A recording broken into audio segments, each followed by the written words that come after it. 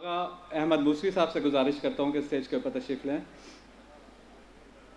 میں جناب مولانا تقی آغا صاحب سے گزارش کرتا ہوں کہ وہ اسٹیج کے اوپر تشریف لیں. اس سیشن کا پریسیڈیم میں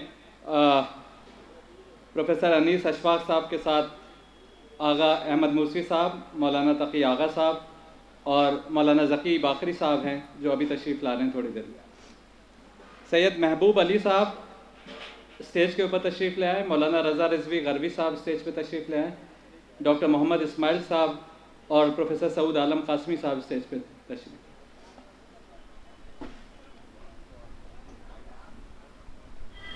یہ اس اجلاس کے مقامات اجلاس ہیں اور اس اجلاس کی مجلس ادارت میں شامل ارکان کے اسماء گرامی ہیں.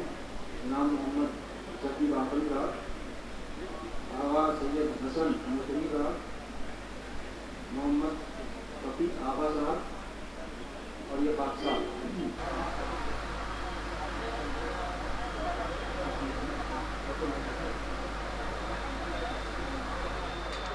سید میں ایک بار پھر نام آپ کے سامنے مقالہ نگار اعزاز کے نام آپ کے سامنے پڑھ رہا ہوں. جناب سید محبوب علی صاحب، محمد رضا رضوی صاحب، ڈاکٹر محمد اسماعیل صاحب موجود ہیں اور پروفیسر سعود عالم قاسمی صاحب. کوشش کریں کہ 10 منٹ کے اندر جو کچھ بھی آپ کی سینوپسس ہے مقالے کی اس کو پیش کر دیں اور پہلے سے آپ اپنے مقالے کو اوور اسکرپٹ کر دیں، یعنی وہ حصے کے جو آپ کے لیے پڑھنا ضروری ہے ان کو نشادت کر دیں اور جہاں جہاں ان کو حذف کرنا ہے انہیں ان پر نشان لگا دیں تاکہ ربط قائم رہے مقالے کا. جناب محبوب علی صاحب. اعوذ باللہ من الشیطان اللعین الرجیم، بسم اللہ الرحمن الرحیم. تمام تعریف اس پروردگار عالم کے لیے ہے کہ جس نے اس کائنات کو خلق کیا. لاکھوں کروڑوں درود و سلام ہوں اس پر کہ جو وجہ تخلیقی کائنات ہوئے، اور رحمت پروردگار عالم ان پر نازل ہوں جو مقاصد اہل بیت کو لے کر ہمارے بیچ رہے اور اس امر کو انجام دیتے رہے. ہمارے مقالے کا عنوان ہے ترویج حسینیت میں سید العلماء کے کارنامے. میں نے کچھ اپنے اساتذہ اور اپنے بزرگوں سے اور کچھ ان کی کتاب حیات اور کارنامے سے اخذ کیے ہیں جو آپ کے سامنے پیش کرنے کی کوشش کر رہا ہوں. آیت اللہ العظمہ سرکار سید العلماء سید علی نقی نقوی تابہ سرا صدی کے وہ عظیم عالم تھے کہ جو ہندوستان کے ایسے ماحول میں آئے کہ جہاں اس ماحول پہ جاہلیت کا کچھ نہ کچھ تسلط رہا، جس کے سبب وہ کچھ لوگوں میں ناشناختہ رہے، لیکن ان کی مجموع صفات ذات ہمارے دور کے علماء احسن اور صاحبان علم و کمال کے لیے محتاج تعارف نہیں. لیکن عوام کو بعض مفسد اور مفاد پرست عناصر نے ان کے کارناموں سے آشنا نہیں ہونے دیا. سرکار کے کارناموں کی عظمت کے بارے میں مستقبل کا مورخ خود فیصلہ کرے گا، لیکن اس وقت ان کی حیات اور کارناموں کا مجمل خاکہ پیش کیا جانا ضروری ہے تاکہ آگاہ دنیا محسوس کر سکے کہ سرکار کی ذات کتنی عظیم تھی. لیکن اس بات کو بھی نظر انداز بھی نہیں کیا جا سکتا کہ اتنے پرآشوب ماحول میں بھی ایسے جوہری تھے جنہیں اس ہیرے کی بخوبی شناخت تھی. میں ہر جگہ کا تذکرہ تو نہیں کر سکتا، لیکن اپنے وطن ہلور سے متعلق بیان کرنا ضرور چاہوں گا کہ جہاں مجلس حسین کے ذریعے حسینیوں کے دلوں میں حسینیت کو بیدار کرنے ہر جگہ کی طرح سرکار سید العلماء وہاں کا بھی سفر اختیار کیا کرتے تھے. اس میں اضافی طور کے اوپر میں بیان کرنا چاہوں گا کہ وہاں پر 2 انجمن گلدستہ ماتم رجسٹرڈ ہلور اور انجمن فروغ ماتم رجسٹرڈ ہلور، ان دونوں کے خاص اشرے ہوا کرتے تھے اور زیادہ تر ہر سال ان کی 5 مجلسیں اس میں ضرور ہوا کرتی تھیں. وہاں بہرحال ہلور کا شمار علم کی بستیوں میں کیا جاتا ہے، لہٰذا وہاں کی عوام سید العلماء کی خطابت و ذاکری سے بے انتہا متاثر رہے اور ان کے علم و شخصیت قائل بھی رہے. یہی نہیں بلکہ میرے نانا مرحوم مشہور و معروف شخصیت صاحب دیوان شاعر علامہ سمر ہلوری صاحب سرکار کی ہی تقلید میں رہے. سید العلماء اور ہلور کا تذکرہ ہو تو یہ ممکن ہی نہیں کہ زیغم ہند جناب حیدر مہدی صاحب کی یاد نہ آئے. علامہ سمر ہلوری اور حیدر مہدی صاحب وہ شخصیات ہیں جو سرکار کے اصحاب خاص میں شمار کیے جاتے تھے. یہ دونوں حضرات ترویج تحریک حسینیت میں سرکار کے شانہ بشانہ رہے. سرکار سید العلماء نے حلور میں امام حسین علیہ السلام کے مقاصد کو عام کرنے کے ساتھ ساتھ حسینیت کو لوگوں کے دلوں میں سدا کے لیے بیدار رہنے کے لیے ایک گروہ کا انتخاب کیا اور ایک تنظیم کی بنیاد ڈالی جو یادگار حسینی حلور رجسٹرڈ کے نام سے موسوم ہوئی۔ اس تنظیم کا کام تھا اور ہے کہ لوگوں کو حسینیت سے آگاہ کیا جائے اور مقصد حسینیت کو لوگوں کو بتایا جائے اور نماز جماعت کا انتظام کیا جائے اور اس طرح کے تمام ارکان کو انجام دیا جائے جو سرکار نے اس کی داغ بیل آج کے کئی برس پہلے حلور میں ڈالی تھی۔ الغرض سید العلماء نے حلور میں اس عظیم کارنامے کو انجام دے کر کے آنے والی نسلوں کو آگاہ کر دیا، اور آج تک کی جتنی بھی نسل، حتیٰ کہ ہمارے نوجوان حضرات بھی حلور کے جو اس وقت موجود ہیں، ان سب کے ذہن میں، دل میں آج تک سید العلماء زندہ و جاوید ہیں۔ آپ سبھی آشنا ہے کہ سرکار سید العلماء ایک مدت تک علی گڑھ مسلم یونیورسٹی میں درس و تدریس کا کام انجام دیتے رہے اور انہوں نے علی گڑھ کو اپنا وطن ثانی بھی قرار دیا۔ اس میں کوئی شک و شبہ نہیں کہ مسلم یونیورسٹی میں تحریک حسینیت کا آغاز و ارتقاء سرکار کا مرہون منت ہے۔ علی گڑھ مسلم یونیورسٹی کا سر سید نے سنگ بنیاد رکھا تو ان کے پیش نظر اس یونیورسٹی کو شیعہ سنی اتحاد اور اتحاد مسالک کا ایک نمونہ قرار دینا تھا۔ سر سید نہیں چاہتے تھے کہ یونیورسٹی کسی ایک مسلک کی بن کے رہ جائے۔ ابتدا سے ہی سر سید نے سنی نظامت کے ساتھ ساتھ شیعہ نظامت بھی قائم کی اور جید شیعہ علماء کو دعوت دی کہ وہ آ کر یونیورسٹی میں شیعہ دینیات پڑھائیں، لیکن سر سید کے بعد ایک دور ایسا آیا جب مسلکی تعصب تشدد کی حد تک پہنچ گیا۔ یہ وہ دور آیا کہ جب یونیورسٹی میں مراسم عزا اور نوح و ماتم کا ذکر ہی کیا بلکہ مجالس حسین کو بھی بدعت شمار کیا جانے لگا۔ سرکار سید العلماء کے آنے سے پہلے علی گڑھ کے بیت الصلاۃ میں صرف چہلم اور عاشور کو مجلس ہوا کرتی تھی۔ میں آپ لوگوں کو یہ بھی بتانا چاہوں گا کہ آج کی تاریخ میں تمام معصومین کی ولادت اور شہادت کے موقع پر محافل و مجالس کا انتظام باقاعدہ بیت الصلاۃ میں اپنے بہترین انداز میں ہوا کرتا ہے۔ محرم کا عشرہ اور چہلم کا عشرہ بھی آج بھی قائم ہے، اور کچھ قدیم علی گڑھ میں کچھ گھر تھے جس میں رانی دلہن صاحبہ اور مولانا ست الحسن صاحب اور چند لوگوں کے ایسے گھر تھے جہاں مجلس حسین ہوا کرتی تھی۔ لیکن سرکار سید العلماء کی علی گڑھ تشریف آوری کے بعد حسینیت کا وہ فروغ ہوا کہ نہ فقط عشرے قائم ہوئے بلکہ یونیورسٹی کے تمام حالوں میں مجالس شروع ہوئی، جس میں وائس چانسلر سے لے کر سینئر اساتذہ اور سنی شیعہ طالب علم شرکت کیا کرتے تھے اور آج بھی کرتے ہیں۔ علی گڑھ مسلم یونیورسٹی میں طلباء کی رہائش کی غرض سے کئی حال ہیں۔ ہر حال میں تقریباً 500 سے زائد طلباء دوران طالب علمی سکونت اختیار کیے ہوئے ہیں۔ سید العلماء جب مسلم یونیورسٹی میں بحیثیت ڈین فیکلٹی آف تھیولوجی مقرر ہوئے تو وہاں کے حالوں میں مجالس حسین کا سلسلہ شروع کیا، جو ایام عزا میں یونیورسٹی کی طرف سے اینول ہال مجلس کے عنوان سے ہر ہال میں منعقد ہوتی ہے۔ یہ سلسلہ آج بھی اپنے آب و تاب کے ساتھ رواں دواں ہے اور سید العلماء کی اس ترویج حسینیت سے آنے والی نسلوں کو آگاہ کر رہی ہے۔ اس سلسلے میں میں یہ بھی عرض کرنا چاہوں گا کہ سید العلماء کے بعد یونیورسٹی میں کئی حال نو تعمیر ہوئے اور کچھ حال میں مجلسیں کنہی وجوہات کے سبب ہونی بند ہو گئی تھیں۔ میں جب 2007 میں آفتاب ہال کا بونافائیڈ اسٹوڈنٹ ہوا تو میں ایس پی ایم کی پوسٹ پہ فائز کیا گیا، سینئر پلیئر مانیٹر کی پوسٹ پہ۔ تو میں نے خود نہ جانے کتنی مشکلات کا سامنا کیا اور وہاں پر میں نے دوبارہ مجلس منعقد کروائی جو سید العلماء کبھی کروایا کرتے تھے۔ میں نے دوبارہ وہاں پر مجلس شروع کروائی، لوگوں کے مطابق یہ معلوم ہوا اور جبکہ اس کے دوسرے دن کے پیپر میں بھی یہ بات آئی کہ تقریباً 20 سال کے بعد دوبارہ آفتاب ہال میں مجلس شروع ہوئی ہے۔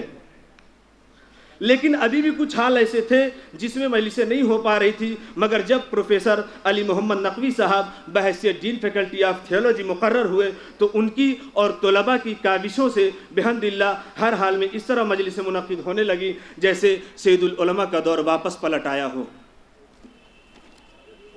یہ تو سید العلماء نے علی گڑھ میں ترویج حسینیت کو جو کارنامہ انجام دیا اس کا ذکر تھا، لیکن سچائی یہ ہے کہ اس ترویج حسینیت کی اس عظیم تحریک کی ایک چھوٹی سی کڑی تھی جو سرکار نے آج کے 75 سال پہلے نجف سے تشریف آوری کے بعد ہی ہندوستان میں شروع کر دی تھی۔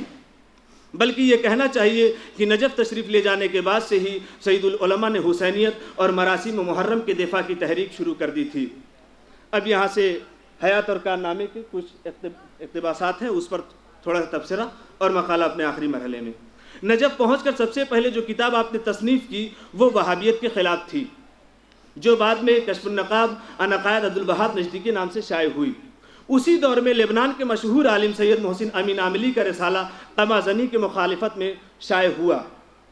ان کا نقطہ نظر تھا کہ امام حسین علیہ السلام کا نام لے کر اپنے کو تکلیف پہنچانا قطعی درست نہیں ہے، لیکن اس سلسلے میں وہ انتہا پر پہنچ گئے اور ہر طرح کے ماتم کی مخالفت کر دی۔ نجف کے علمی حلقوں میں اس رسالے کی اشاعت پر بے چینی پیدا ہو گئی۔ سرکار مرزا حسین نائینی وغیرہ نے کھل کر اس کی مخالفت کی، جبکہ سرکار ابو الحسن اصفہانی نے قمازنی کے معاملے میں توقف، نہ مدافعت نہ مخالفت کا موقف اختیار کیا، لیکن مخالفت زیادہ تر فتووں پر اور تقریروں پر محدود تھی، کوئی استدلالی کتاب منظر عام پر نہیں آئی تھی۔ اس کمی کو سرکار سید العلماء نے پورا کیا۔ آج کی ایک انتہائی استدلالی کتاب عربی میں عقارد العاشر فی اقامت شاعر کی شائع ہوئی۔ اس میں خالص علمی انداز میں ماتم وغیرہ کا جواز ثابت کیا گیا اور ان اکابر علماء کی فہرست درج کی گئی جو اس کے حق میں ہیں۔ یہ کتاب بھی نجف اور پوری شیعی دنیا میں بہت مقبول ہوئی۔ اس کے سلسلے میں کہ سید العلماء نے جیسے امامیہ مشن جب شروع کیا گیا اس کی بھی خاص وجہ تھی، اس میں جو سب سے زیادہ حسینیت کے متعلق جو مواد پیش کیا گیا وہ سب سے زیادہ سید العلماء نے مواد پیش کیا تھا، اور اتنا زیادہ پیش کیا تھا کہ اتنے زیادہ مواد کسی اور ادارے میں نہیں اکٹھا ہو پائے حسینیت کے عنوان سے۔ اب حسینیت کی نشر و اشاعت کے لیے جتنا سید العلماء نے لکھا اس دور کے کسی عالم اور مفکر نے نہیں لکھا تھا۔ کربلا فہمی اور امام حسین علیہ السلام شناسی کے سلسلے میں سید العلماء کی تصانیف پر ایک تائرانہ نظر ڈالتے ہیں جو ہمیں ان کی کتاب سے ہی ملا۔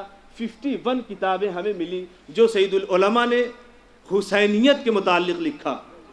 اس میں شہید انسانیت، مجاہد کربلا، قاتلان حسین کا مذہب، شہدائے کربلا، اسوہ حسینی، خطبات کربلا، عزائے حسین پر تاریخی تبصرہ، عزائے حسین کی اہمیت، عزائے مظلوم، کربلا کا تاریخی واقعہ مختصر ہے یا طولانی، کربلا کی یادگار پیاس، مجسمہ انسانیت، مظلوم کربلا، مقصد حسین، نفس مطمئنہ، یاد و یادگار، یزید لعنت اللہ اور جنگ قسطنطنیہ، شہید کربلا، سر ابراہیم و اسماعیل، شہید کربلا کا سال بسال ماتم، سرور شہیدہ، عظمت حسین، حیات جاویدہ، مقصد حسین، تاریخ اسلام میں واقع کربلا کی اہمیت اور دیگر بہت ساری کتابیں جو انہوں نے خود تصنیف کی۔ یہ تمام عنوان نہیں بلکہ کربلا اور امام حسین علیہ السلام کے متعلق ان بعض تحریروں کے عنوانات ہیں۔ ان کی کتابوں سے ہمیں اس بات کا بھی علم ہوا کہ سید العلماء نے حسین فہمی اور کربلا کے کارنامے کو متعارف کرنے کے کام کو ایک وسیع اور جاندار تحریک کی شکل میں شروع کیا اور اس عظیم واقعے کو روشناس کرانے، تحریفات سے بچانے اور زمانے کی دست و برد سے محفوظ رکھنے کے لیے منظم جہاد شروع کیا۔ اس سلسلے میں ایک بات میں اور بھی عرض کرنا چاہتا ہوں، بس آخری جملہ، کہ انہوں نے کچھ اسٹرکچر بنائے کہ واقع کربلا کو صحیح انداز میں پیش کیا جائے اور واقع کربلا صرف نوحہ ماتم تک محدود نہ رہ جائے، واقع کربلا صرف گریہ کا سبب نہ رہ جائے بلکہ مقصد حسینیت سے لوگوں کو بیدار کیا جائے اور انہیں امام حسین علیہ السلام کے مقصد سے آگاہ کیا جائے، اور اس طریقے سے کہ جو 10 گھنٹے کا واقعہ کربلا میں ہوا ہے وہ نہ جانے کتنی صدیوں بلکہ قیامت کی سرحدوں تک اس کا اثر ہم پر پڑنا چاہیے، اور اگر کربلا کی ایک روشنی بھی ہماری زندگی پر پڑ گئی تو ہماری زندگی کامیاب ہوگی اور ہماری زندگی بہترین نمونہ بن سکتی ہے۔ والسلام۔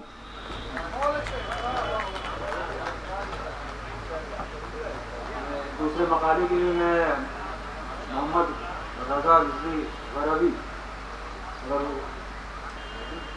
اسی میں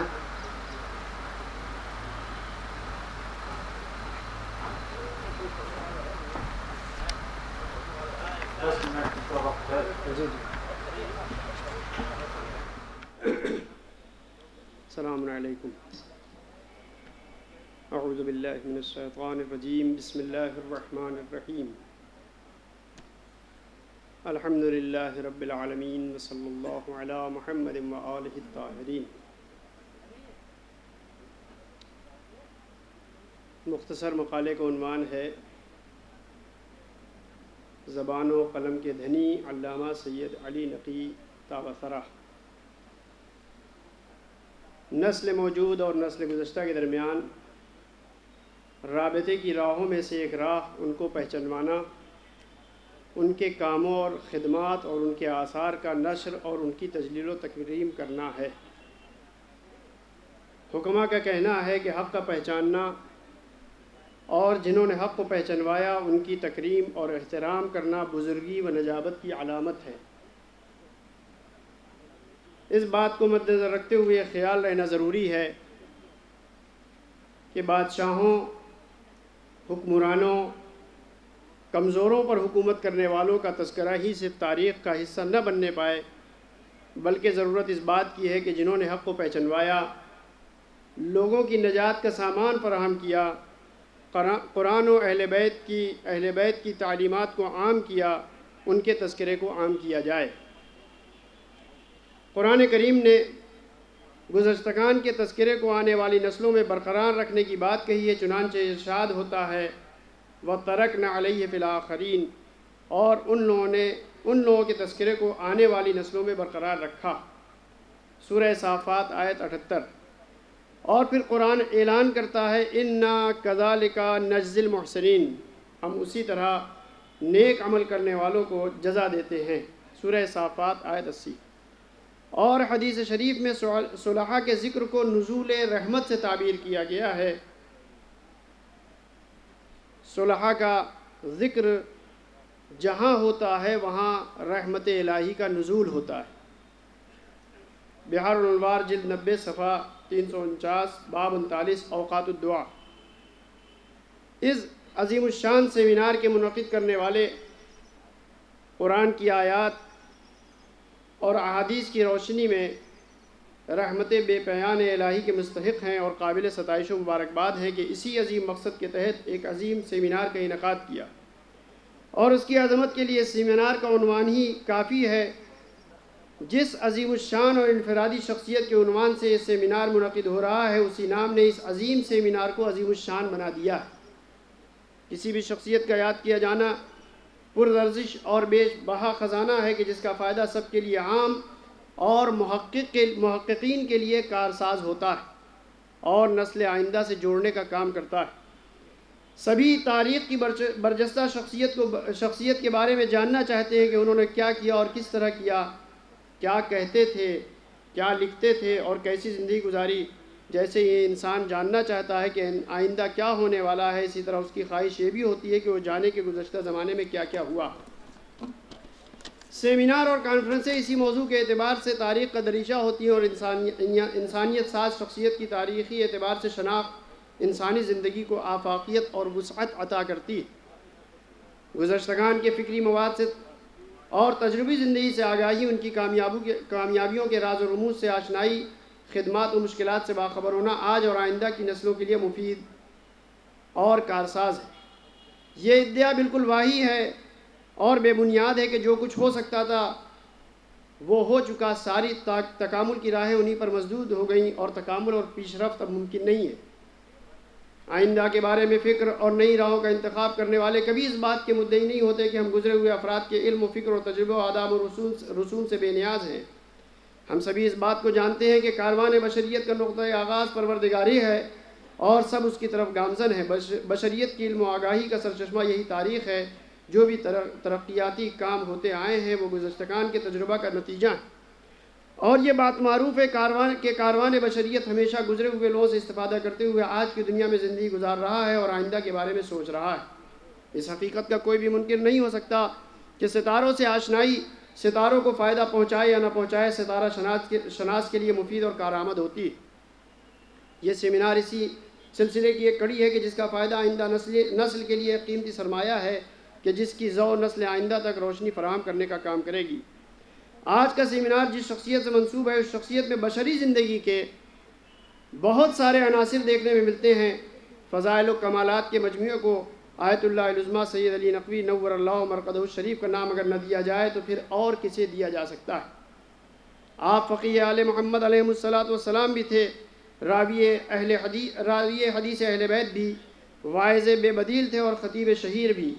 مفسر بھی تھے اور مورخ بھی، ایثار و قربانی کی نشانی، وفا و کرامت کے آئینہ دار، شرافت و شجاعت کے پرچم دار، حکمت و فضیلت کے متلاشی، ایک علم و فکر کے نمونے، علمدار تبلیغ، دانشور و درد آشنا، نگہبان دین و شریعت، مظلوموں کے حامی، مستکبرین کے سرسخت دشمن، ایمان کی علامت و نشانی، کفر و شرک و نفاق کے دشمن۔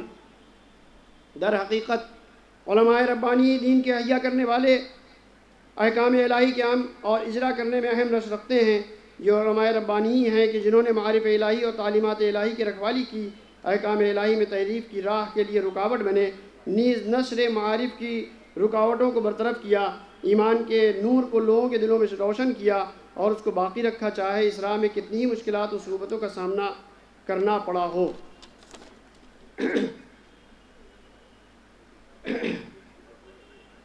آپ کے زمانہ حیات پر اگر نگاہ کی جائے تو اس میں نسل آئندہ کے لیے ایک فکری جولان کی راہ ملتی ہے۔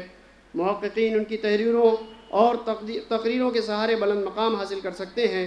ان کے یہاں عملی اقدام، قلمی اقدام، فکری اقدام، زبانی اقدام کے وہ بیش بہا خزانے پائے جاتے ہیں کہ جو بھی چاہے اس خزانے سے اپنے کو ملحق کر کے خزانہ دار بن سکتا ہے۔ ٹھیک ہے کہ ایک مالا مال علمی ماحول میں علماء کے بحث و مباحثے نے ایک تاریخ رقم کی، چونکہ وہ دور تھا جس میں علم و ادراک کے اعتبار سے سرزمین ہندوستان اپنے ہر اعتبار سے غنی اور ٹھاٹھے مارتا سمندر کی شکل میں تھا۔ ہندوستان کے مختلف شہر ایک مستقل علمی حیثیت کے حامل تھے، بحثیں ہوتیں، علمی گتھیاں سلجھائی جاتیں، تالیفات و تصنیفات کا ایسا بازار گرم تھا کہ ہر علمی مشکل کا حل بازار علم میں فراہم تھا۔ یہی وہ علمی بحث و علم کی روشنی ہے کہ جس کی بنا پر جمود کا امکان نہیں رہتا، بلکہ فکری ترقی اور تنوع کا ماحول پیدا ہوتا ہے، اور پھر تخلیق اور ایجاد کا ماحول سازگار ہو جاتا ہے۔ نسل جدید کے لیے اس رقم شدہ تاریخ سے ہٹ کر اپنی علمی پیاس، اپنی فکری گتھیاں سلجھانے کی فکر کرتے ہوئے آگے بڑھنے کی کوشش کرنی چاہیے۔ آپ کے زبان اقدس سے ادا ہونے والے الفاظ تقریروں کی شکل میں ایک مستند دستاویز کی حیثیت رکھتے ہیں۔ آپ نے یہ حالات و زمانے کو مدنظر رکھتے ہوئے جب احساس کیا کہ اسلام کی حقانیت کا اعلان کرنا ہے تو عشرہ مجالس کے لیے پرسنل لات ناقابل تبدیل کو عنوان قرار دیا، اور اس عنوان کے تحت وہ نکات پیش فرمائے کہ جو تاریخی دستاویز قرار پائے۔ یہ وہ دور تھا کہ جہاں قانون اسلام کو فرسودہ اور زمانے کی ضرورتوں کو پورا نہ کرنے والا قانون بتایا جا رہا ہے، اور یہ کہا جا رہا تھا کہ اسلام کا قانون زمانے سے ہم آہنگ نہیں ہے۔ چنانچہ ایسے حساس اور نازک حالات میں آپ نے فرمایا، بہت عرصے سے، یہ آپ کے کلمات، بہت عرصے سے ذرا دھیمی آواز میں اور سیاسیات حاضرہ کے انقلابی دور میں ذرا طاقت کے ساتھ جو رفتہ رفتہ آواز بلند سے بلند تر ہوتی جا رہی ہے، وہ شریعت اسلام میں تبدیلی کا مطالبہ ہے۔ اور یہ سوال کبھی اس انداز میں آتا ہے، یہ قانون حیات، نظام زندگی جس کا نام شریعت ہے، 14 برس پہلے اس طرف کے حالات کو دیکھتے ہوئے، اس وقت کے ماحول پر نظر کرتے ہوئے، اس وقت کے ضروریات کا اندازہ کرتے ہوئے اسے قرار دیا گیا تھا۔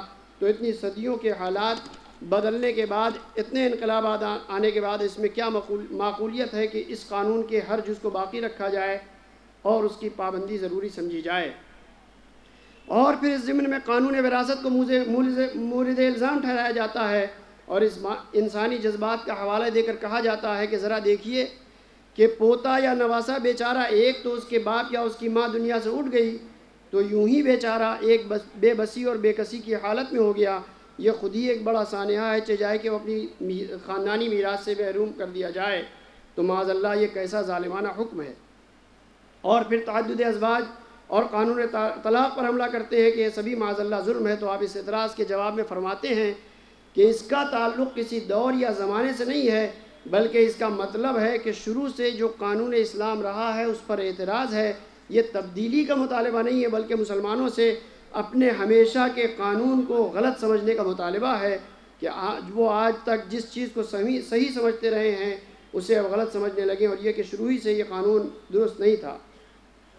پھر آپ فرماتے ہیں کہ اسلام میں جذبات کا کوئی تصور نہیں ہے، اس لیے کہ قانون پیش کرنے والے کی صورتحال یہ ہے کہ وہ یتیم پیدا ہی ہوا۔ چنانچہ فرماتے ہیں کہ قانون شریعت میں جذبات کا دخل ہوتا تو ان سے بڑھ کر بے نوائی کا احساس رکھنے والا کون تھا؟ اور اب اس رسول نے یہ قانون جاری کیا کہ بیٹوں کے ہوتے ہوئے پوتے میراث سے محروم ہیں. اس کی زبان سے اس قانون کا نافذ ہونا بتاتا ہے کہ قانون میں جذبات کا دخل نہیں ہے. اصول کا سوال ہے. اب اگر آپ جذبات کا دخل مانتے ہیں تو پھر صرف پوتے اور نواسے سے ہی کیوں جذباتی کے بارے میں جذباتی ہو گئے؟ اور معیار بیچارگی ہے تو میراث بیچارگی کی بنیاد پر بٹنی چاہیے، قرابت داری کی بنیاد پر نہیں. چنانچہ آپ اس نقطے کو اس طرح واضح فرماتے ہیں: میراث کی بنیاد قرابت پر ہے، اسی لیے جو توقعات میراث کے دیے گئے ہیں یہ صرف پوتوں کے یہاں بیچارہ کہہ کر جذبات کو کیوں دخل دیا جاتا ہے؟ بیٹے کی موجودگی میں بھائی محروم ہے. اب فرض کیجئے بیٹا لکھپتی ہے، بھائی بیچارہ مفلوق الحال ہے، اندھا ہے، اپاہج ہے، تو آپ کے بیچارے والا فلسفہ یہاں بھی جاری ہونا چاہیے. یعنی اس صورت میں کہیے کہ چونکہ بیٹا لکھپتی ہے لہٰذا میراث بھائی کو دلوا دی جائے، اس لیے کہ وہ پریشان حال ہے. اسی طرح سے اور دوسری باتیں، اور آگے فلسفہ حجاب کے سلسلے میں آپ فرماتے ہیں، جس کو انشاءاللہ جب یہ کبھی چھپے گا تو آپ حضرات اس کا مطالعہ کر لیں گے. آخر میں صرف 2 جملے آپ حضرات کی خدمت میں عرض کر کے زحمت کو تمام کرنا چاہتا ہوں. آپ کی تحریروں اور تقریروں پر ضرورت ہے کہ ایک نئے انداز سے فکر و تحقیق کی جائے تاکہ یہ سرمایہ مستدل طور پر محفوظ بھی ہو جائے اور نسل آئندہ کے لیے استفادے کا محور بھی قرار پا جائے. ان کی تحریروں کو مجموعہ کی شکل میں نئی طباعت کے ساتھ منظر عام پر لانے کی کوشش کی جائے تو یہی کام حقیقت میں ان کی یاد کے لیے بہترین تحفہ ہو سکتا ہے. والسلام علی من اتبع الہدی.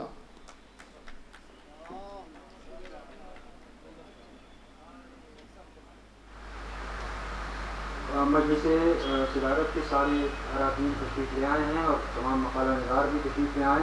میں پروفیسر سعود عالم خاطی صاحب کو گزارش کر رہا ہوں کہ وہ اسٹیج پر تشریف لے آئیں. یہاں ہمارے درمیان موجود ہیں پروفیسر سعود عالم خاطی صاحب جو اپنا مقالہ آپ کے سامنے پیش کریں گے. اور اس سے پہلے میں گزارش کر رہا ہوں ڈاکٹر محمد اسماعیل صاحب سے کہ وہ اپنا مقالہ پیش کریں. یہ وقت کی پابندی اس لیے ہے کہ بحث اور مباحثے کا بھی ایک وقت رکھا گیا ہے اس سیمینار میں. ایک اور میری گزارش یہ ہے کہ آپ تمام مقالے بہت سنجیدگی سے سماعت فرمائیں. بیچ میں ذرا سا آپ گفتگو کرنے لگتے ہیں تو اس سے مقالہ نگار کی توجہ بھی ہٹ جاتی ہے اور ہمیں بھی سامعین کو بھی سننے میں ذرا دقت محسوس ہوتی ہے. Respected Chairperson, ladies and gentlemen, Assalamu alaikum. My paper is on a study of Sayyidul Ulama Allama Ali Naqvi's work, English translation, Islam's concept of a good life, with special reference to love and deeds. Since we are dealing love and deeds, before I deal it, let me tell you one thing. We are assembled here not for the glorification of Sayyidul Ulama, but we have to follow the instructions of Sayyidul Ulama, due to which my paper is on love and deeds. He emphasized on love of Allah, love of Prophet Muhammad Sallallahu Alaihi Wasallam, and love of Ahle Bayat. And deeds, without deeds, nothing will be achieved. The paper seeks to investigate love and deeds as explained by Sayyidul Ulama, Allama Ali Naqvi. According to Sayyidul Ulama, no relationship can be considered as a source of pride over deeds. These relationships are those that are powerful in their overt sense, like being the son of a powerful person, or being the relation of some influential personality, or being the friend of both. The first is the immediate offspring, then relatives, and lastly friends. When the importance of the sons or daughters have been degraded in comparison with deeds, when relationships carry no weight against misdeeds, what chance does friendship have? When the status and standard of love was explained through the messenger, he said, "If you consider Allah as a friend, then follow me, and Allah will befriend you." Love for Allah was made compulsory with following and obedience of the messenger, and this is the rule and law of love. The prophets and messenger loved Allah, and Allah put them to test, not because they had to understand, but to set an example to the common man. Allah took the test of deeds, Prophet Ibrahim was given the order to slaughter Ismail. This was to test his obedience, and he proved his love. He was given the title of Khalil, or friend. No one has ever been closer to Allah than the last messenger, and he was given the most amount of duties. He performed most amounts of duties, and love is complete when deeds complement it. A love without deeds will not get Allah's approval. The love of Ahle Bayat, which has been made compulsory on the Muslims, is only because they should copy them in life and tries to walk in their footprints. This paper will focus on the above theme as explained by Sayyidul Ulama, Allama Ali Naqi Naqvi.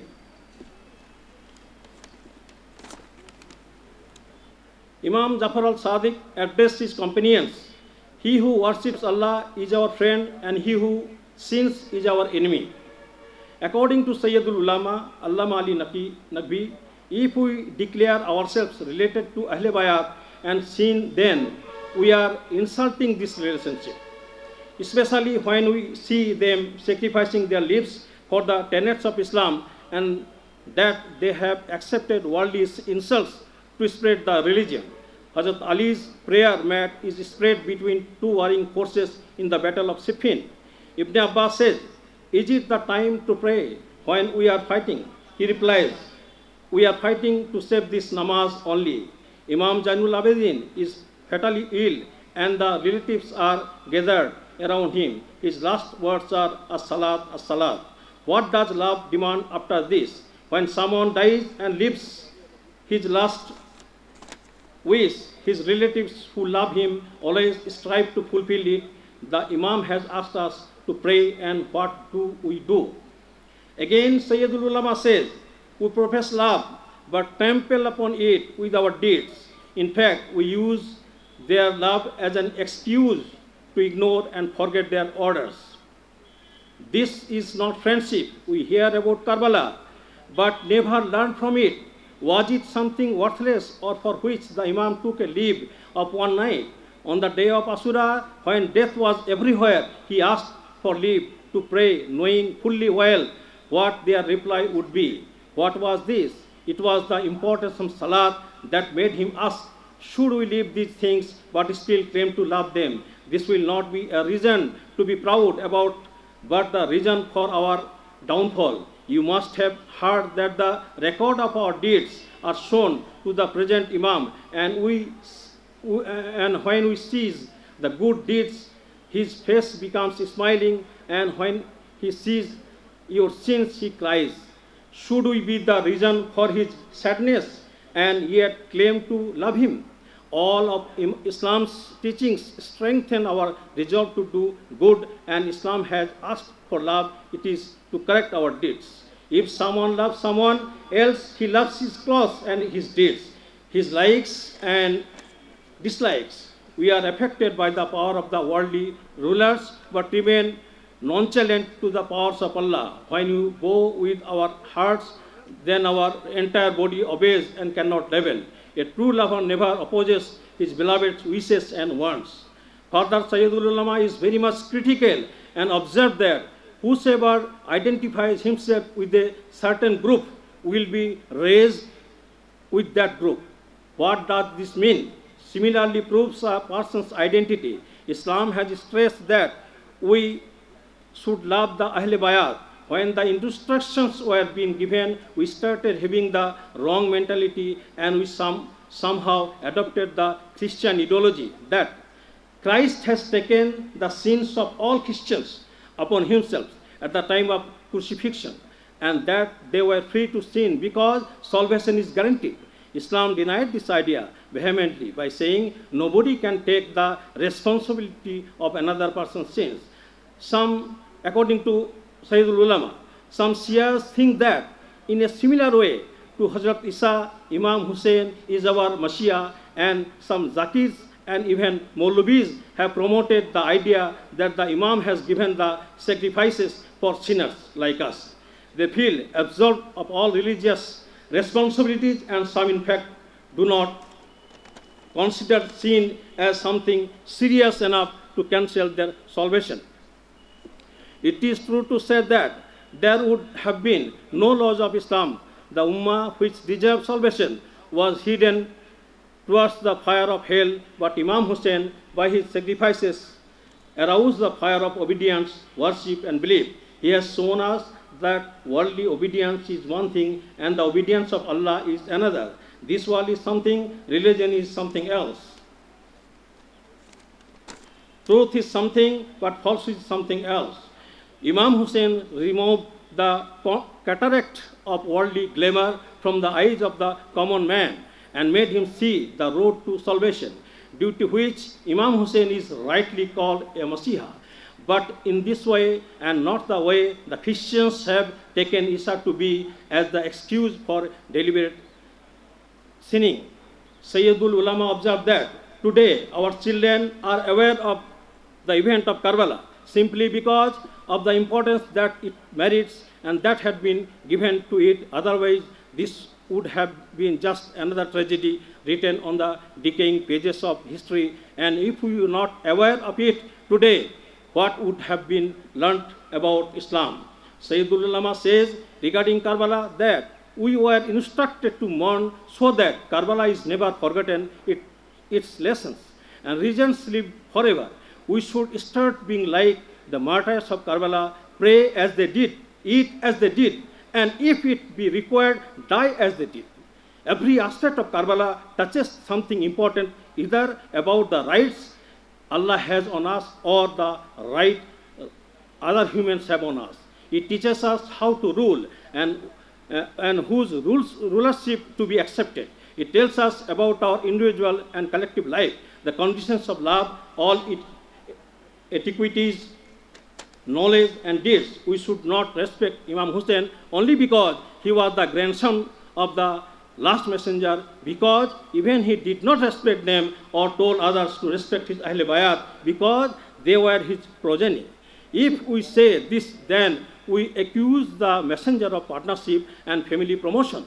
We do not revere Hazrat Ali because he was the son-in-law of the messenger of his cousin. We do not honor Hazrat Fatima because she was the daughter of the messenger. The messenger respected them because each of them was the... You are requested to conclude. Just only few lines. The messenger respected them because each of them was the personification of perfectness in worship and deeds, and that is why we must copy and follow them. It was a coincidence that these Masoom people, Imam Hussein, and other Imams were all members of the same family, but we do not consider them respectable only for their relationship with the messenger. Karbala is important not only because Imam Hussein was the grandson of the messenger, it is because the hypocrites who claim to be Muslims slaughtered the perfect Muslims. The incident of Karbala is not famous because it is full of tragic hardships, but it is famous because the way and manner these hardships were faced by the Muttaqeen. Mourning Imam Hussein is definitely a source to obtaining Allah's approval and another form of worship, but the purpose of Islam is to recreate and rejuvenate our imperfect character. If we forget the lessons and reasons for Karbala, then Islam or the Imams are not to be blamed. Since we are running out of time, Okay, thank you. hence you are able to continue. मैं गुजारिश कर रहा हूँ जनाब professor Saud आलम कासिम साहब से जो तशरीफ हैं वो अपना मकाला पेश करें। मजलिस इदारत के अरकान तशरीफ ला चुके हैं और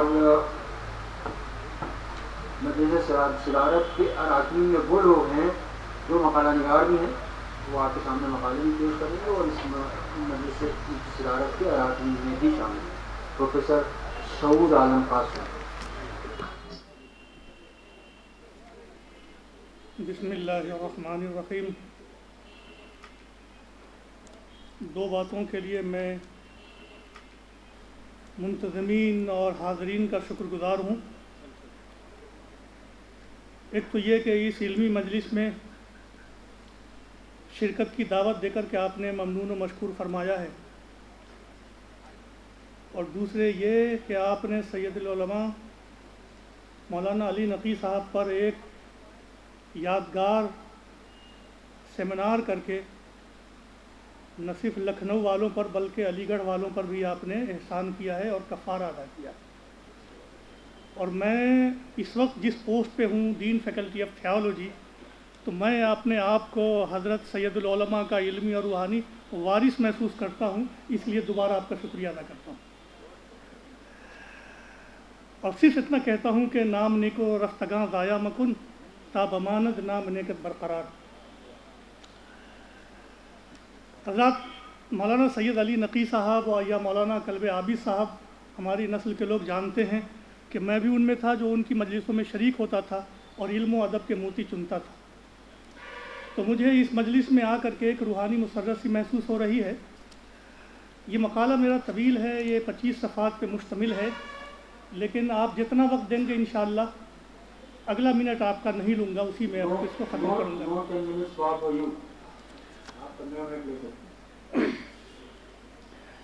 مولانا سید علی نقی رحمۃ اللہ علیہ 20ویں صدی کے ہندوستانی علماء میں امتیازی مقام کے حامل تھے۔ طبیعت کی بردباری، مزاج کی سلامتی، اخلاق و عادات کی متانت، شہرت اور مخلوق سے بے نیازی، علمی اشتغال، تحقیقی انہماک ان کی شخصیت کی پہچان تھی۔ وہ شمع محفل کی طرح سب سے جدا بھی تھے اور سب کے رفیق بھی تھے۔ قرآن مجید، سنت رسول اور اقوال معصومین کا مطالعہ ان کے شب و روز کا مشغلہ تھا۔ ان میں غور و فکر کو اپنا وظیفہ زندگی بنا لیا تھا۔ تدریس و تصنیف اور علم و دانش کی آبیاری کے لیے اپنا وقت وقف کر دیا تھا۔ مولانا سید علی نقی رحمۃ اللہ علیہ قرآن و سنت اور شریعت کے اصول و احکام سے روایتی اور سرسری طور پر کبھی نہیں گزرے، بلکہ اس کے ہر حکم اور نقطے پر نگاہ و دل جمایا، اس کی کنہ تلاش کی، اس کے اسرار کے تحت پہنچے، اس کی حکمت تلاش کرتے اور اس بحر ذخار کے موتی تلاش کر کے لاتے، پھر علم و استدلال کی نپی تلی زبان اور معتبر لب و لہجے میں بیان کرتے اور سامعین و قارئین پر ایک علمی تاثر قائم کر دیتے۔ مولانا کی تقریر اپنے منطقی استدلال اور علمی نکات کی وجہ سے اپیل کرنے والی ہوتی اور جدید ذہن کو متاثر کرتی تھی۔ نوجوان طبقہ اسے سنتا اور سر دھنتا تھا۔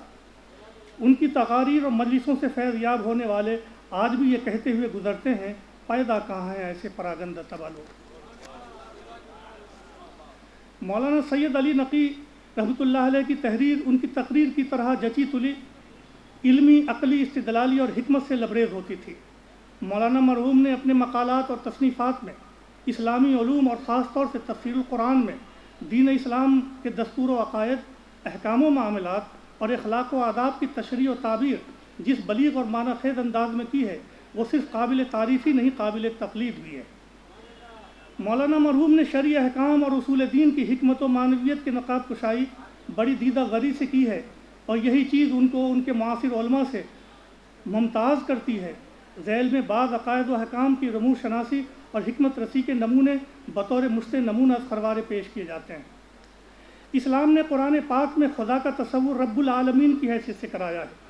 قرآن پاک کا آغاز ہی الحمدللہ رب العالمین سے ہوتا ہے۔ رب العالمین اللہ کا زندہ اور متحرک تصور پیش کرنے کے ساتھ نوع انسانی کو شعور وحدت عطا کرتا ہے۔ تمام انسانوں کو خواہ و رنگ و نسل، جغرافی اور وطن کے لحاظ سے کتنے ہی مختلف کیوں نہ ہوں، باہم مربوط کر دیتا ہے اور ان کو تسبیح کے دانوں کی طرح ایک لڑی میں پروے دیتا ہے۔ ان کو ایک عالمی برادری کا جزو لا ینفک یعنی اٹوٹ حصہ بنا دیتا ہے۔ مولانا فرماتے ہیں، خالق کو رب العالمین کہا گیا ہے، وہ تمام جہانوں کا پروردگار ہے۔ دوسری جگہ اس کی وسعت ربوبیت کو ان الفاظ میں کہا گیا ہے، رب السماوات والارض وما بینہما ورب المشارق، وہ آسمان و زمین کا اور ان کے درمیان کی تمام چیزوں کا پروردگار ہے اور تمام مشرقوں کا پروردگار ہے۔ اس طرح ان کو ان کی برادری کی وسعت کا بھی احساس پیدا کیا گیا ہے کہ جہاں جہاں مخلوق الہی ہو، چاہے وہ اس کرۂ ارض کے علاوہ دوسرے کرات میں ہوں، وہ بھی اسی ایک برادری میں داخل ہے جس میں یہ ایک مسلمان مندرج ہے۔ یہ مشترکہ امن و تنظیم اور حقوق عمومی کے احساس کا بھی سنگ بنیاد ہے جس کی تمام عالم انسانی کو آج ضرورت ہے۔ یہ سبق ہمیشہ یاد رکھنے کا تھا، اور آج جب کہ دنیا امن و سکون اور عالمی احساس تنظیم کے لیے تڑپ رہی ہے تو اسے یہی سبق یاد کرنے کی ضرورت ہے۔ عیسائی مذہب میں خدا کا تصور اب یعنی باپ کی حیثیت سے پیش کیا گیا ہے۔ اس کے مقابلے میں اسلام نے خدا کو رب یعنی پالنہار کے روپ میں پیش کیا ہے۔ اب اور رب کے تصورات میں بنیادی فرق کیا ہے اور انسانی زندگی پر ان دونوں تصورات کے کیا اثرات مرتب ہوتے ہیں؟ حضرت مولانا اس کی وضاحت کرتے ہوئے لکھتے ہیں، کوٹیشن: عیسائیوں نے اسے اب یعنی باپ کہا ہے۔ وہ مجازی تصرف کے بعد بھی صرف سبب وجود ہونے کا اظہار کر سکتا ہے، مگر اسلام نے اس کے لیے رب کی لفظ منتخب کی ہے جو ہر لمحہ اس کے فیض اور عنایت کا پتہ دے رہی ہے۔ دوسرے آسمانی مذاہب مثلاً یہودیت و عیسائیت کے مقابلے میں اسلام کا امتیاز یہ ہے کہ اس نے جو دستور حیات قرآن کی شکل میں پیش کیا ہے وہ صرف انسانی زندگی کی تفصیلی رہنمائی نہیں کرتا، بلکہ وہ اپنے آپ میں ایک معجزہ بھی ہے، جبکہ دوسری آسمانی کتابیں یعنی توریت و انجیل مجموعہ تعلیمات و احکام تو ہیں مگر معجزہ نہیں۔ مولانا علی نقی صاحب فرماتے ہیں، وہی تو سب انبیاء پر اتری اور اسی طرح آپ پر بھی وہی اتری، مگر سابق انبیاء پر نازل شدہ کتابیں اور صحیفے ان پر بحیثیت معجزہ رسالت نہیں اترے تھے، ان کے دلائل نبوت دوسری قسم کے معجزات کی صورت میں ہوتے تھے، لہذا اس کلام کو جو ان پر اترا تھا کوئی ایسی خاص بات نہ ہوتی تھی کہ وہ اس بات نبوت میں پیش کیا جائے، مگر آپ صلی اللہ علیہ وسلم پر جو وحی بصورت قرآن اتری ہے اس کی خصوصیت یہ ہے کہ یہ کتاب بحیثیت اعجاز نازل ہوئی ہے، یعنی خود اس کلام میں ایسی خصوصیات ہیں جو اس کے کلام الہی اور آپ کے رسول الہی ہونے کی دلیل ہے، اور ان خصوصیات کلام کا حامل بنا کر اس کتاب کو بھیجنا اللہ کی گواہی دینا ہے۔ اللہ تعالیٰ نے قرآن پاک کو انسانوں کے لیے دستور حیات معجزہ بنایا اور اس کے ذریعے اہل عرب اور تمام اہل مذاہب کو چیلنج کیا کہ اگر ان کو اس کتاب کا معجزہ ہونا تسلیم نہیں تو اس کی مثال پیش کریں۔ مولانا علی نقی صاحب نے اس معجزے کی تفسیر اس طرح لکھی ہے، خاص بات یہ ہے کہ اس عظیم اور پرجلال تحدی کو رسول کی زبانی پیش نہیں کیا گیا تاکہ اس میں رسول کی انانیت کا پہلو پیدا ہی نہ ہو، بلکہ اس کو براہ راست خالق نے اپنی ذات کی طرف کو عظمت و جلال کے شان کے ساتھ ہم کی لفظ سے یاد کرنے والوں کو یوں پیش کیا کہ اگر تمہیں اس میں جو ہم نے اپنے بندے پر نازل کیا ہے کوئی شک ہو، اس سے صاف ظاہر ہے کہ اس میں خود رسول کے ذاتی اقتدار اور ہنر آفرینی کو کوئی دخل نہیں ہے، بلکہ رسول اس کے اظہار کا صرف ایک واسطہ اور وسیلہ ہیں اور کچھ نہیں۔ یہی در حقیقت نقطۂ شک ہے جس کے مقابل یہ دعوت دی گئی ہے، یعنی مشرکین اسے خود رسول کا ذاتی کلام کہتے تھے۔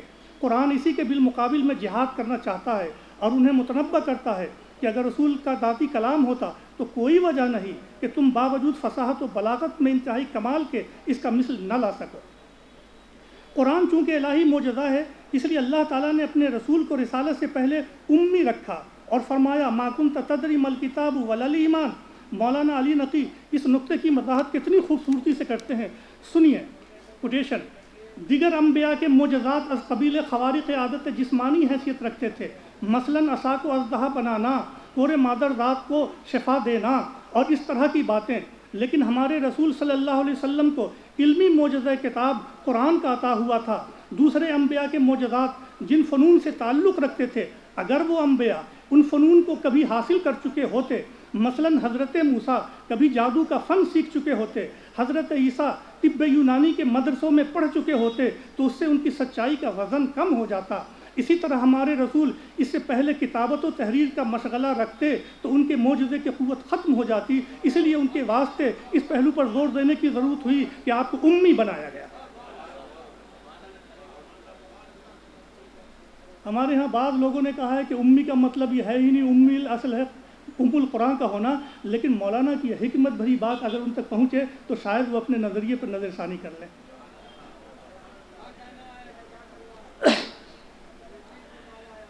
اسلام جن چیزوں پر ایمان لانے کی دعوت دیتا ہے وہ از قبیل غیب ہیں۔ خدا اور آخرت پر ایمان لانا غیب پر ایمان لانا ہے، فرشتوں پر اور حشر نسل پر ایمان لانا غیب پر ایمان لانا ہے۔ انبیاء انہی غیوب پر ایمان لانے کی دعوت دیتے ہیں۔ غیب پر ایمان لانے کی حکمت کیا ہے اور اس سے کس قسم کی مومنانہ قوت پیدا ہوتی ہے، سید العلماء سے پوچھیے۔ وہ کہتے ہیں حقیقت یہ ہے کہ مادی چیزوں کی حرص اور ان کا خوف ہی اکثر سیدھے راستے سے ہٹانے کا باعث ہوتا ہے، اور ظاہر ہے کہ آنکھوں کے سامنے جو آ سکتے ہیں وہ مادی نفع اور نقصان کے ذرائع ہیں۔ جتنا ان مشاہدات سے آدمی متاثر ہوگا اتنا ہی دولت، کثرت اور طاقت کے اصنام کے سامنے جھکنے پر مائل ہو جائے گا، اور جتنا ان عالم کے شہود کے مظاہر سے بے تعلق ہوگا اور ان سب کی طرف سے آنکھیں بند کر کے دل کی آنکھوں کو کھول کر اندیکھی قوت کی طرف متوجہ ہوگا، اتنا ہی اس نقطۂ حق کے ساتھ وابستہ ہوگا جو اسے عدل و احسان کے سوا کبھی برائی اور ناحق کوشی کا روادار نہیں ہوتا۔ اسی لیے قرآن نے متقین کے وصف میں سب سے پہلے ایمان بالغیب کو رکھا ہے، کہ یہ سرچشمہ ہے تمام دوسرے اوصاف کا، اس میں مرکزی نقطہ تو حق سبحانہ کی ذات ہے جو بہر صورت غیب الغیوب ہے، مگر اس کے ساتھ مذہب کے متعلق تمام حقائق جن کا اعتقاد ضروری ہے داخل ہو جاتے ہیں، کیونکہ وہ سب کے سب کسی نہ کسی حیثیت سے غیب سے تعلق رکھتے ہیں۔ ایمان محض چند نظری باتوں کو مان لینے سے پورا نہیں ہوتا، بلکہ یہ قلبی و ذہنی وابستگی اور خود سپردگی کا مطالبہ کرتا ہے، اصول زندگی کو اختیار کرنے اور دستور عمل کو ماننے سے پورا ہوتا ہے۔ مولانا اس نقطے کی وضاحت کرتے ہوئے کہتے ہیں، یہ مغالطہ آج کل بہت عام ہو گیا ہے، سمجھا جانے لگا ہے کہ نیکی اور ایمان ایک دوسرے سے الگ ہیں، اور پھر اس مفروضے کی ایک فرع یہ قائم کر لی گئی ہے کہ کوئی شخص ممکن ہے بہت صالح اعمال کا ہو لیکن ایمان سے یک لخت محروم ہے، حالانکہ یہ تخیل ہی سرتاسر غلط ہے۔ نیکی ایمان سے الگ نہیں، ایمان ہی عملی شکل کا نام ہے۔ ایمان جب تک قلبی ہے ایمان ہے، اگر قولی و لسانی ہے تو اسلام ہے، اور وہی ایمان جب عمل سے ظاہر ہونے لگتا ہے تو اس کا نام حسن عمل ہے۔ حسن کردار یا عمل صالح اسی کو کہا جاتا ہے، اور حسن عمل کے معنی یہ ہیں کہ وہ عمل رضائے الہی کے مطابق ہو۔ کوئی نیکی اگر پیش کی جاتی ہے جس کے تہ میں جذبہ ایمانی خفیف سا بھی موجود نہیں تو وہ نیکی نہیں، نیکی کی صرف صورت ہے، نیکی کی صرف نقل ہے۔ اور جس طرح نماز کی نقل محض نماز نہیں، اسی طرح کسی کی نیکی کی نقل پر نیکی کا اطلاق نہیں ہو سکتا۔ ایمان کا تقاضا بندگی کا عملی اظہار ہے، اس اظہار کے لیے شریعت نے نظام عبادت عطا کیا ہے۔ عبادت انسان کے دل کی تطہیر اور اس کے باطن کی تعمیر کرتی ہے، اور انسان کا براہ راست روحانی تعلق خدا سے قائم کرتی ہے۔ اس کے لیے عبادت کے ظاہری نظام کی تعمیل کے ساتھ حضور قلب کی اور استحضار نیت کی ضرورت ہے۔ اس کی حکمت بیان کرتے ہوئے حضرت لکھتے ہیں، نماز سے اگر صرف ورزش مقصود ہوتی تو اٹھا بیٹھی سے ہو جاتی اور اس کے علاوہ کسی چیز کی ضرورت نہ تھی۔ روزے سے مقصود اگر فقط معدے کو درست کرنا ہوتا تو وہ فاقے سے ہو جانا چاہیے، اس کے ساتھ کوئی قصد شریک نہ ہو۔ اگر وضو سے صرف ہاتھ منہ کا صاف ہو جانا مقصود ہوتا تو پانی کے تڑیروں سے ہو جاتا، خواہ کسی طرح سے بھی ہو۔ اور تیمم سے مراد اگر جراثیم کا فنا ہونا ہوتا جن کے لیے مٹی زہر کا اثر رکھتی ہے تو بس مٹی کا مل لینا کافی ہوتا، چاہے جیسے ہو۔ مگر اسلام کا مقصد تو عالم ظاہر کے ساتھ عالم باطن کی تعمیر کرنا ہے، انسان کی روحانیت میں اضافہ کرنا ہے اور اس کے دل و دماغ پر وہ اثر ڈالنا ہے جس سے تقوی اور پرہیزگاری کے درجوں میں اضافہ ہو، نفسانی خواہشوں سے آزادی حاصل ہو۔ وہی روحانیت کا اضافہ خدا کی بارگاہ میں قرب ہے جسے قربتاً الی اللہ کے الفاظ سے بتایا گیا ہے۔ اس کے لیے صرف اعمال کی وہ حیثیت جو اعضاء و جوارح سے متعلق ہے کافی نہیں، بلکہ اس کے ساتھ کسی اور چیز کی ضرورت ہے، اور اسی کا نام نیت عمل ہے۔ ایمان انسان کو گناہوں سے باز رہنے میں معاون بنتا ہے۔ خدا کے حاضر ناظر ہونے کا احساس جرائم کی طرف انسان کے بڑھتے ہوئے قدم کو روک دیتا ہے۔ مولانا علی نقی اس تصور خدا کی حکمت پر روشنی ڈالتے ہوئے فرماتے ہیں، دنیا کے ہر شعبے میں مکر و فریب، خیانت و دغا بازی، ایذار ثانی، چوری، فسق و فجور، بدکاری، سب نتیجہ ہے اس کا کہ انسان خدا کو اپنے دل سے واقعی طور پر حاضر و ناظر نہیں سمجھتا۔ دنیا والوں کے یہ ذہن نشی ہو جائے کہ خدا حاضر و ناظر ہے تو یہ دنیا امن و امان کا گہوارہ بن جائے اور ہر قسم کی بدعمالیوں کا سدجباب ہو جائے۔ مولانا ایک عوامی مثال کے ذریعے اسے یوں سمجھایا ہے، کسی کو ہم برا کہہ رہے ہوں اور وہ آتا ہوا نظر آئے، فوراً زبان کو روک لیں گے، خاموش ہو جائیں گے، اس غرض سے کہ اس کی اطلاع نہ ہو۔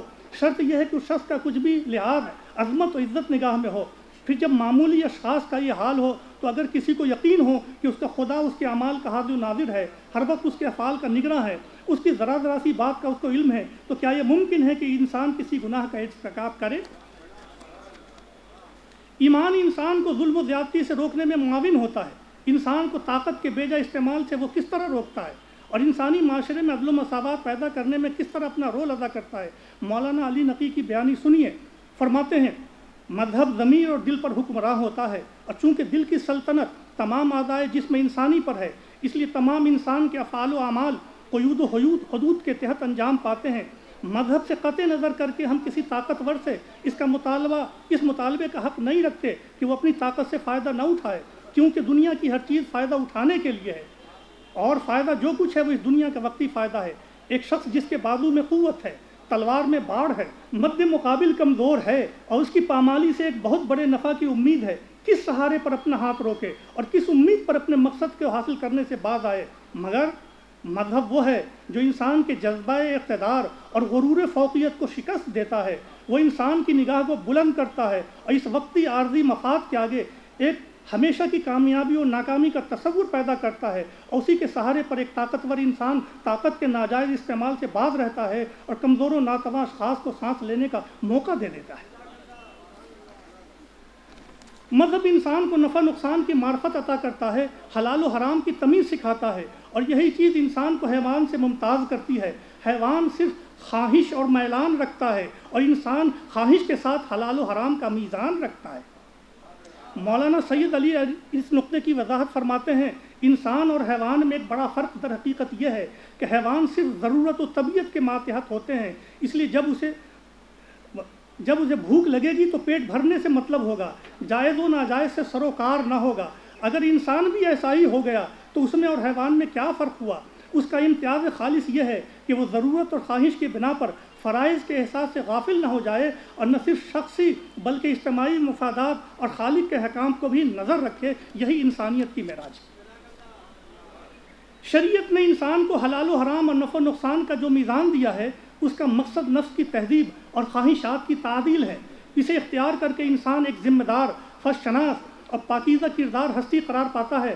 مولانا اس کی حکمت یوں بیان فرماتے ہیں، اگر اسلام پہلے ہی سے روحانیت کی زندگی کی تلقین کرتا اور لذات دنیا سے علیحدگی کر دیا ہوتا تو پھر بھی معاملہ آسان تھا، انسانیت کے جذبات مردہ ہو جاتے اور ذوق طلب پیدا ہی نہ ہوتا، مگر اس نے طعام کی جنس میں لذیذ سے لذیذ غذاؤں کی اور اجازت دی اور اس طرح انسان کے کام و دہن کی حوصلہ افزائی کی، پھر بھی یہ کہہ دیا خبردار حیوان وہ ہو جو ماکول اللحم اور ذبیحہ ہو۔ اس طرح انسان میں فرش شناسی کا جذبہ بیدار رہا۔ اب انتہائی لذیذ گوشت سامنے موجود ہے مگر یہ علم ہوا کہ وہ ذبیحہ نہیں ہے اور انسان نے فوراً منہ موڑا۔ اس کے معنی یہ ہیں کہ انسان شکم پوری کی خواہش میں قابو سے باہر نہیں ہوا۔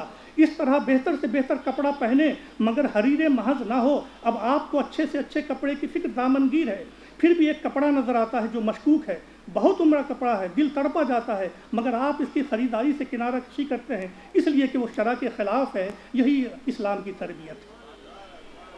جب انسان حلال و حرام کی شرعی تمیز اپنا لیتا ہے اور احکام الہی کا پابند ہو جاتا ہے تو رحمت خداوندی کا مستحق ہو جاتا ہے، اور جب وہ اسے انحراف کرتا ہے تو استحقاق ختم ہو جاتا ہے۔ مولانا سید علی نقی فرماتے ہیں، اگر انسان خدا کے ساتھ اپنے فریضے کی تکمیل نہیں کرتا تو اسے حق بھی نہیں کہ وہ اللہ سے اس کے کسی وعدے کی تکمیل کا مطالبہ کرے۔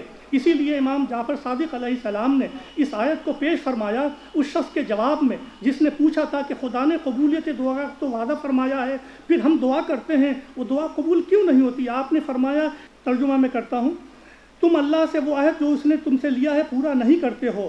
خود اس نے ارشاد فرمایا کہ تم میرے عہد کو پورا کرو، میں تمہارے عہد کو پورا کروں گا۔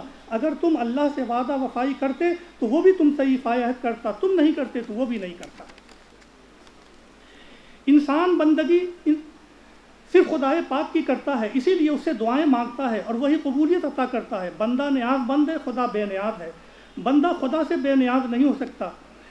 خدا کے تقرب کے لیے اس نے مقربین کا حوالہ دیا ہے۔ مولانا سید علی نقی صاحب اس استعانت اور توسل کی حکمت یوں بیان کرتے ہیں، یوں اسباب ظاہری کی بنا پر گرتا ہوا پاس والے سے مدد لیتا ہے، فقیر دولت مند سے سہارا لیتا ہے، بلکہ ڈوبتا تنکے تک کا سہارا ڈھونڈتا ہے، مگر یہ سب ظاہری اسباب کی حد تک ہیں۔ اس کے پس پردہ ایک مسلمان اپنے دل کی گہرائیوں میں ایک اور طاقتور کو محسوس کرتا ہے، جبکہ سہارا دیے بغیر کوئی ظاہری سبب کار براری کے لیے کافی نہیں ہو سکتا، وہی خالق کی ذات ہے۔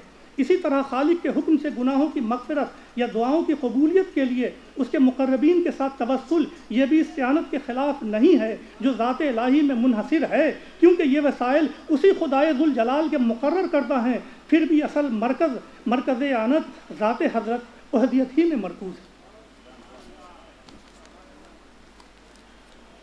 توسل سے آگے ایک شفاعت کی صورت ہے۔ اسلام نے شفاعت کا متوازن تصور دیا ہے۔ مولانا سید علی نقی نے اس کی حکمت بیان کرتے ہوئے فرمایا ہے، بے شک اسلام میں بھی شفاعت کا عقیدہ ہے اور وہ قرآن سے بھی ثابت ہے، مگر اس میں اسرائیلی عقیدے کی طرح نہ عمومیت ہے نہ اس طرح قطعیت، بلکہ وہ خاص اہل ایمان کے لیے خدائے تعالیٰ کے اذن و رضا کے ساتھ مشروط ہے۔ مایوسیوں کی گھنگھور گھٹا میں صرف ایک امید کی چمک دکھلا کر توجہ اللہ کو تازہ کرنے کا ذریعہ ہے۔ اس طرح نہ اس میں نجات کلی ہے جس کے بعد اصلاح اعمال کی ضرورت نہ ہو جو اسرائیلی عقیدے کا لازمہ ہے، اور نیاس کامل ہے جس کے بعد گنہگار اپنے کو دوزخی سمجھ لے پھر اصلاح نفس کو بیکار سمجھنے لگے، بلکہ اسلام کی تعلیم ان دونوں نقطوں کو چھوڑ کر بین ہے، اور یہی اس کا طر امتیاز ہے۔ الایمان نصفان، نصف خوف و نصف رجا، ایمان کے برابر دو حصے ہیں، ایک خوف اور ایک امید، اور یہی اسلام ہے۔ اللہ تعالیٰ نے یہ کائنات بامقصد اور پر حکمت بنائی ہے۔ دراصل یہ آثار ہیں جو مؤثر حقیقی اللہ تعالیٰ کے ہیں۔ مطالبہ یہ ہے کہ انسان ان آثار کو دیکھے اور مؤثر پر ایمان لائے، آثار سے فائدہ اٹھائے اور مؤثر حقیقی کی حمد و ثنا کرے۔ مولانا علی نقی فرماتے ہیں قرآن مجید میں زمین و آسمان اور دیگر کائنات کا جو ذکر ہے وہ اس مقصد کے لیے نہیں ہے کہ ان حقیقتوں اور ماہیتوں کو بیان کیا جائے، بلکہ ایک ان کے افادی پہلوؤں کو جو بنی آدم سے متعلق ہے نمایاں کر کے اللہ کی نعمتوں کا احساس کرانا مقصود ہے، اور دوسرے اس کی عظمت و حیرت انگیز خلقت کی طرف توجہ دلا کر خالق کی عظمت و قدرت کی طرف توجہ دلانا مطلوب ہے۔ زمین چاہے کروی ہو اور چاہے مسطح، بہرحال جہاں تک ہمارے لیے کارآمد اور محسوس پہلو کا تعلق ہے وہ ایک بچھونے کی حیثیت رکھتی ہے، اور اس میں خاص توجہ دلانے والا جز یہ ہے کہ یہ بچھونا کس نے قرار دیا؟ ظاہر ہے کہ اسی نے جس نے اس زمین کو خلق فرمایا۔ اسی طرح آسمان وہ کوئی ٹھوس جسم ہے یا سیال مادہ ہے، اسے قرآن کچھ نہیں کہتا۔ بے شک اس کی محسوس شکل جو ہر آنکھ کے سامنے ہے وہ یہی ہے کہ وہ ہمارے سروں پر ایک چھت کی طرح بلند ہے۔ اس کو سامنے رکھ کر اس کے خالق کی طرف توجہ دلائی گئی اور اس کے حمد کروایا گیا۔ خالق اپنے احکام کے نفاذ کے لیے دنیا میں خود اتر کر نہیں آتا، بلکہ اپنا خلیفہ اور نمائندہ انسانوں سے مقرر کرتا ہے۔ اس کی حکمت یوں بیان فرماتے ہیں، اصل میں خلائق کی ہدایت و تنظیم تقاضائے ربوبیت ہے، اس لیے ذمہ دار اس کا وہ خود ہے، مگر وہ جسم و جسمانیات سے منزہ ہے، اور خلائق جن کی ہدایت کرنا ہے وہ مادیت کے شکنجے میں اسیر ہے، لہذا بلا واسطہ اس کی طرف سے فیض حاصل کرنے کی ان میں صلاحیت نہیں۔ اس وجہ سے ضرورت ہوئی کہ وہ ان میں ہی سے کسی نفس کاملہ کو اپنے فیوز کا مرکز بنا کر ہدایت و تنظیم ملت کا کام سپرد کر دے، اور وہ اس ہدایت کے فریضے کو جو اصل میں اللہ تعالیٰ سے متعلق ہے اس کی طرف سے انجام دے کر خلق خدا پر حجت تمام کرے۔ انہی خلفاء میں سے ایک کا نام رسول ہے اور کسی وقت امام ہوتا ہے، جن کا تقرر صرف اللہ کے اختیار خاص سے وابستہ ہے، کسی دوسرے کو اس میں دخل نہیں۔ حضرات یہ میں اس سے متعلق جو آخری ہے وہ حصہ میں پڑھ دیتا ہوں، اس کے لیے بھی عنایت کہ آپ نے اتنا وقت دے دیا۔ جو لوگ خود اپنی ذات پر، اپنے سماج پر، اپنے ملک و معاشرے پر اللہ کے احکام کا نفاذ کرتے ہیں، اس کی مرضی کا لحاظ کرتے ہیں اور اس کی رضا کے طلبگار رہتے ہیں، وہ اللہ کے دوست اور ولی ہیں، وہ ہر خوف اور حزن سے بے نیاز ہیں۔ مولانا سید علی نقی ان کا تعارف کراتے ہوئے کہتے ہیں، اولیاء الہی سے خوف و حزن کی نفی قرآن میں دوسرے مقامات پر بھی وارد ہوئی ہے، جس کے تحت میں با اختلاف الفاظ ہر جگہ لکھا گیا ہے کہ دنیا میں خاصان خدا کو بلا شبہ خوف اور حزن سے سابقہ پڑا کرتا ہے، اس لیے جس خوف کی نفی ہوئی ہے وہ اندیشہ انجام ہے جو ضمیر کی بے اطمینانی کا نتیجہ ہوتا ہے، اور جس حزن کی نفی ہے وہ اپنے کردار پر افسوس ہے جو پشیمانی کا مترادف ہے۔ یہ دونوں باتیں با ایمان نیک کردار افراد کے یہاں کبھی نہیں ہوتی، اور اسی کے نتیجے میں ان کے یہاں وہ ثبات قدم اور استقلال نظر آتا ہے کہ آدھیاں اور زلزلے ان میں جنبش پیدا نہیں کرتے۔ یہی اہل ایمان ہے، یہی اولیاء اللہ ہے۔ الا ان اولیاء اللہ لا خوف علیہم ولا هم يحزنون۔ بہت بہت شکریہ، السلام علیکم۔